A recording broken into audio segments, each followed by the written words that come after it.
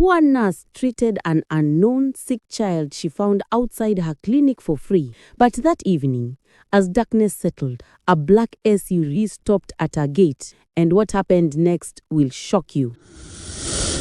The rain fell in heavy sheets over the outskirts of Lagos, splashing against dusty roads and rickety wooden stalls. In the dim glow of a flickering streetlight, a small, worn-down clinic stood quietly at the edge of the city. Inside, a young nurse walked tirelessly, her hands moving with careful precision. Her eyes tired but determined. She didn't know it yet, but tonight, this very evening, her life was about to change forever. Something or someone was coming. Her name was Ada, only 26 years old, yet the lines of worry already marked her young face. She ran a tiny clinic with barely enough supplies, barely enough patients who could pay, and barely enough time to rest. But Ada had something priceless, a heart that refused to turn anyone away. Every morning she reminded herself, even if I have nothing, I can give care, I can give hope. Each day began before the sun rose. Ada washed her face with cold water, tied her worn hair back, and opened the creaking doors of her clinic. The smell of antiseptic mingled with the damp scent of the rainy streets outside. Patients trickled in, some coughing, some feverish, some weak from hunger. Few could pay, but Ada treated them all the same. Every coin counted, every medicine rationed. Her hands ached, her back ached. Yet she whispered softly, "This is my calling. I will not give up." That evening, as the clinic's flickering bulb cast long shadows across the floor, the door creaked open. A small figure stumbled inside, soaked from the rain. The boy's clothes were torn and muddy, his tiny hands trembling as he clutched his stomach. His wide, fearful eyes scanned the room, as if searching for someone, anyone to help him. Ada froze for a moment, her heart tightening. "Who are you, child?" she whispered gently. He didn't answer, only sank to the floor, shivering. Ada knelt beside him, wrapping a threadbare blanket around his trembling shoulders. As she looked closer, her eyes caught something unusual, a delicate necklace with a strange emblem hanging around his neck. She had never seen anything like it. Who was this child?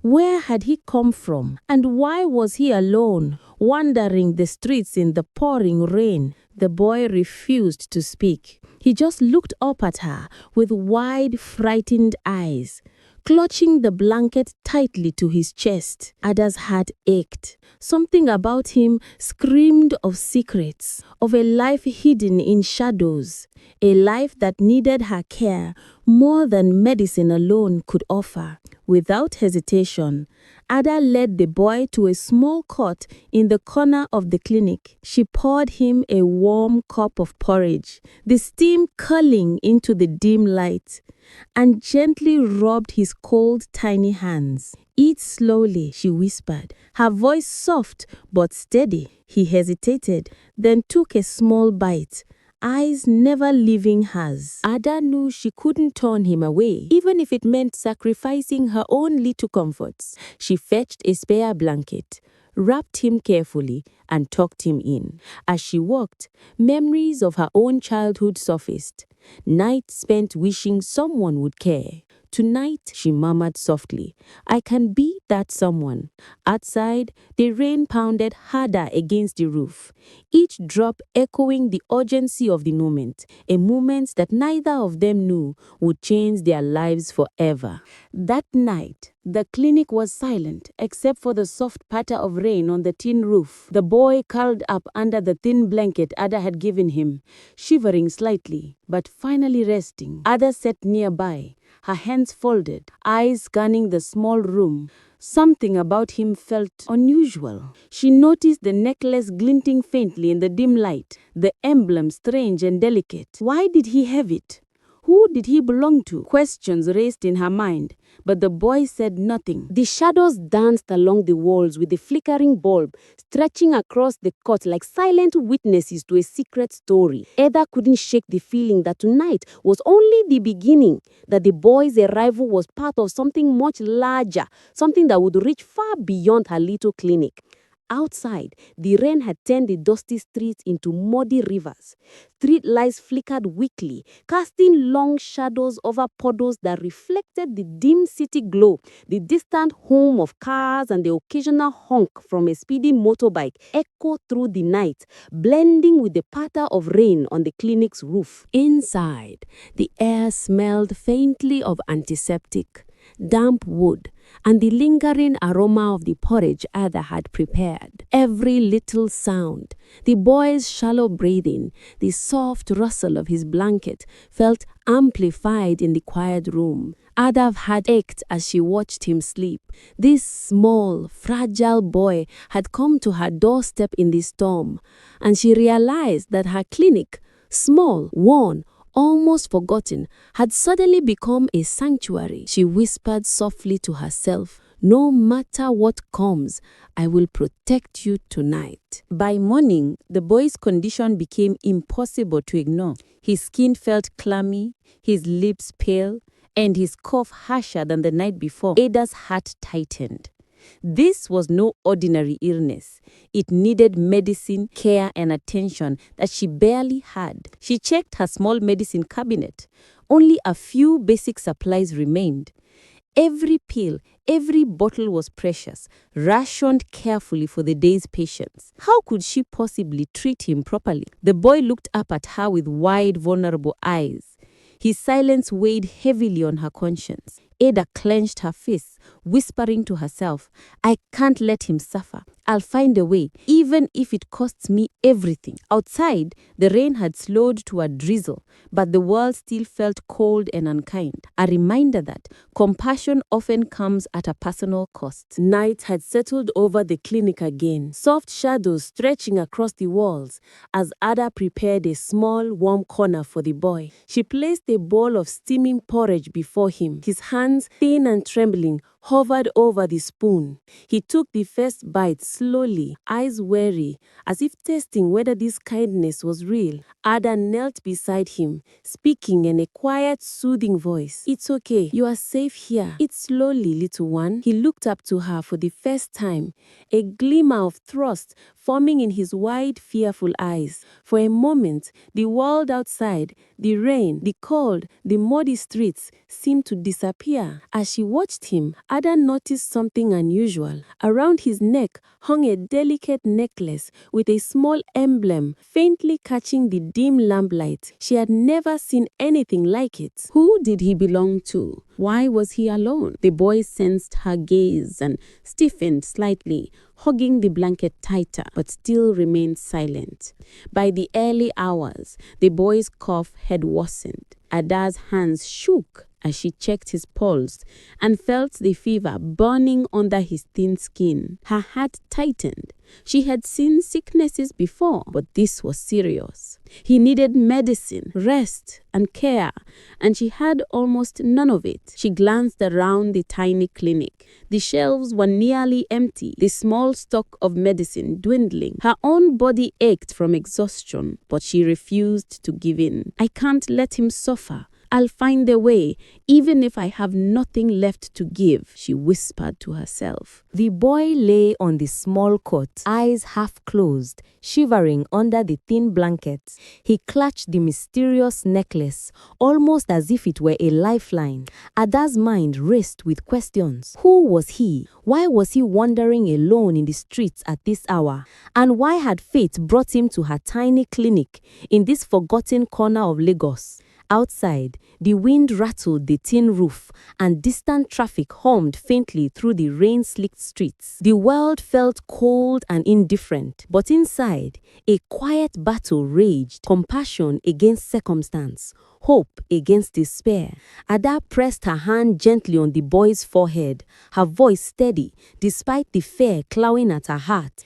"You are not alone tonight. I promise. As dawn slowly pushed the darkness back, a soft glow slipped through the clinic's cracked window. Ada had barely slept. She sat beside the boy, watching his chest rise and fall in shallow, fragile breaths. Every cough sounded like it tore through his small body, and each one made Ada's heart clench tighter. She wiped his forehead with a damp cloth, whispering, "Stay with me, okay? You are safe here." For the first time, the boy's fingers reached out, weakly gripping her wrist. His touch was light, trembling, but it was the first sign of trust, the first silent plea he allowed himself to give. As Ada leaned closer, she noticed something strange on his arm. Faint, thin lines. Not injuries, but marks, almost like someone had grabbed him too tightly, too often. A chill crept up her spine.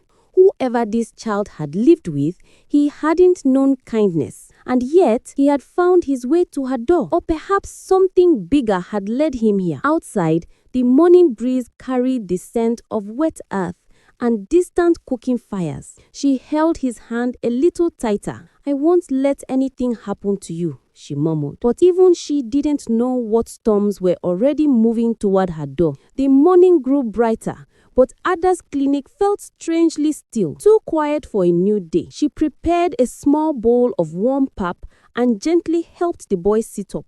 His eyes were half open, tired, but calmer than the night before. Just as he took a small sip, Ada's ears caught something. Voices, not the usual neighborhood sounds. These were sharper, hurried, echoing from the street like people searching for something important. She stepped closer to the window and peeked out. Two unfamiliar men stood across the dusty road. Their clothes weren't ordinary, clean, crisp-pressed, the type only people with money wore. One of them held a phone to his ear, speaking fast. The other was holding a small photo in his hand, showing it to passers-by. Ada's heartbeat slowed. A photo of a child, a boy. From this distance, she couldn't see the face clearly, but her stomach tightened anyway. The men looked tense, restless, as if they had been searching since dawn. The SUV was parked a few steps away. Tinted windows, polished body, nothing like the vehicles that usually came into this poor part of town. Ada felt her fingers grow cold. Were they looking for him? And if yes, why did she suddenly feel afraid? Behind her, the boy coughed lightly, unaware of the world shifting outside. Ada turned toward him slowly. The necklace around his neck caught the sunlight again. That strange emblem she didn't recognize. Nothing about this child was ordinary. And now, neither was the morning. Ada stepped away from the window, her breath shaky. "Who are you, my child?" she whispered, more to herself than to him. But deep inside, she felt it. The quiet pull again. The mysterious hint she always sensed before life changed. Something big is coming. Ada's breath trembled as she stepped away from the window. The boy didn't notice. He was still sipping the warm pap slowly, his fragile hands wrapped around the cup like it was the safest thing he had touched in a long time. Outside, the men's voices grew clearer. "Check that side. Ask the shops one by one." He couldn't have gone far. Their words slipped through the morning air like cold fingers. The sunlight crept through the clinic's cracked window, falling on the boy's small frame and on that strange necklace again. The emblem glimmered, sharp and clean, completely out of place in this dusty little clinic. Ada's heart thudded. Why would a child like him wear something expensive? Who was he really? Why were well-dressed men searching for him with this much urgency? The boy looked up at Ada weakly. "Auntie, are you okay?" His voice was so small, so innocent, it tore through her heart. Ada forced a smile, kneeling beside him. "I'm fine, my dear.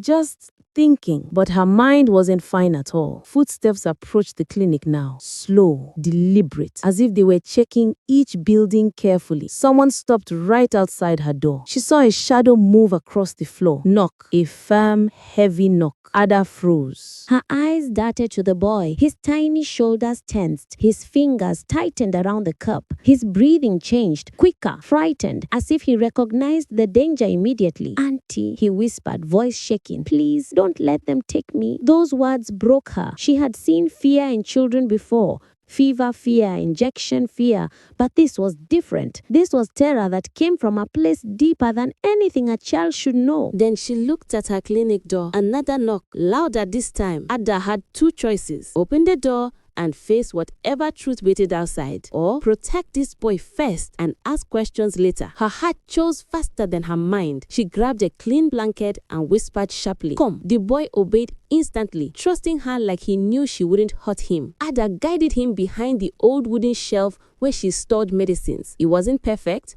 but it was hidden well enough. "Stay here," she whispered. "Don't make a sound, no matter what happens." The boy nodded, eyes wide, tears foaming. Ada gently touched his cheek. "It's okay, I'm here." She stood, dusted off her uniform, and walked to the clinic door with cautious steps. The air outside smelled of diesel and cold wind. As soon as she opened the door, two men were standing there. One of them lifted his hand politely and with a calm but heavy tone asked, "Madam, is the boy inside your clinic?" Ada's heart beat fast as the men asked, "Madam, is the boy inside your clinic?" She looked at the child, small and quiet, clutching the bed, and then back at the men. Taking a steady breath, she said, "I don't know any boy. Nobody came here tonight." The men exchanged glances. One said, "If you see him, inform us immediately." Ada nodded. They turned and got back into the SUV. The engine hummed as the vehicle drove away, but she could feel their presence lingering, like they were still watching. Inside, the boy whispered softly, "Why did you lie for me?" Ada crouched beside him. "Because they are not here to help you." Ada looked at the boy and asked gently, "Tell me, child, where do you come from? Why are you alone?" The boy hesitated, his small hands trembling as he stared at the floor.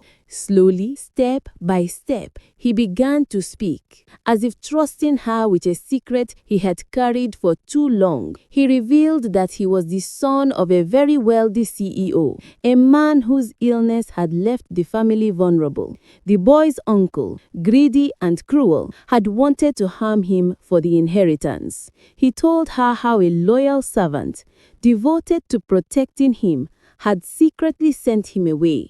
The boy had wandered and hidden, scared of the dangers that followed him, yet safe under the careful watch of this faithful guardian.